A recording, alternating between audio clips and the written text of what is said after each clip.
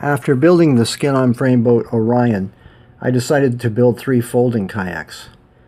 At that time, Tom Yost had a website where he was giving away his ideas, plans, and techniques for making home-built folders. I had a lot of ideas of my own that I tried when I was building these boats, but Tom was always there ahead of me. Like my last boat, I spent a lot of time reinventing the wheel when it would have been easier just to use Tom's plans. I kept tinkering with the shape of the kayak by using plywood cross frames until I finally got what I thought looked like a boat. To test out my boat, and this took several tries, I wrapped it up in shrink wrap and took it out on the water to check for balance and stability. This is a common thing that skin-on frame builders do, and it's known as the saran wrap test. After finalizing the shape of the boat, I used the plywood cross frames as templates and made HDPE plastic ones. By drilling 3/4 inch holes on the corners and then cutting approximately 1/3 of the outside of the hole off, 3/4 inch aluminum tubing would snap right into the frames, holding everything in place while the skin went on.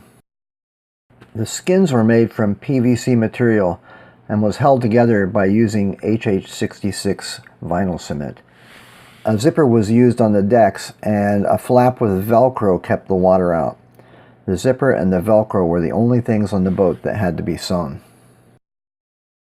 It was a lot of fun having 3 boats, since I could invite friends and coworkers to come paddling with me, but eventually it became apparent that folding kayaks weren't right for me.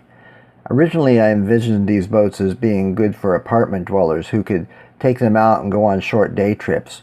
But most home-built folders take too long to assemble for that kind of use. These took about 45 minutes to assemble, which would be okay if you're going on a trip and assembling them at your destination. Not so good for what I wanted. So I sold them.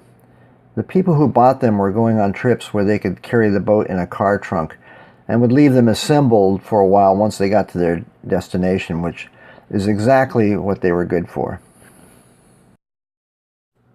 I left behind the aluminum tubing and HDPE frames of folding kayaks and moved on to building other types of boats that were more suited to my needs.